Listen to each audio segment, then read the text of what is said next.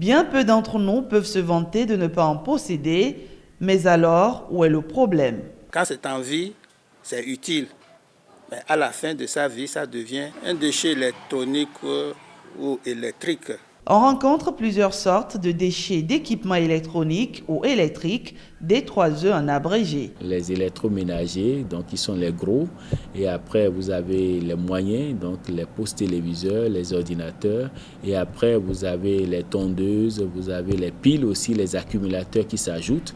Le Bénin est-il un État créateur de déchets? En 2010, on était à 7000 tonnes de déchets d'équipements électriques et électroniques qui entrent donc annuellement sur notre territoire. Et suivant cette extrapolation, donc l'extrapolation de cette étude et avec la taille de la population aujourd'hui, nous sommes autour de 10 000. Ici, rien ne se perd.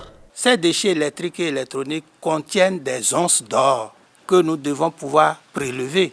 Paradoxalement, ils peuvent se révéler très dangereux. Ces composants sont faits avec des substances très dangereuses pour l'organisme humain. On peut citer notamment le plomb, le cadmium, le mercure, le nickel, le cuivre. L'exposition se fait par la voie cutanée, l'inhalation ou l'injection, et ses dommages sur l'organisme sont énormes. En termes de pathologie, on a essentiellement les maladies de la peau. Donc tout ce qui est dermatite, tout ce qui est eczéma.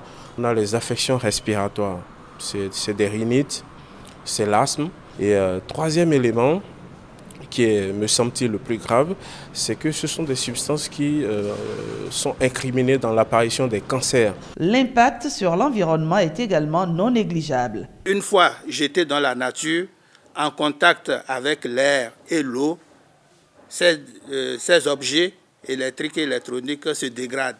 Et en se dégradant, ils libèrent dans la nature les éléments toxiques et dangereux.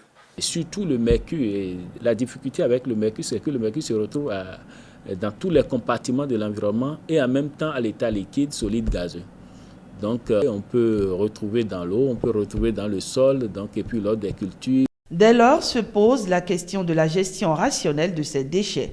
Elle suit un circuit qui intègre la collecte, le stockage, le tri, le traitement, puis enfin le recyclage. Toute une filière non encore réglementée. La part du marché de chaque producteur connu. Et à partir de cette part de marché, nous allons demander donc à ces différents producteurs de participer donc au recyclage.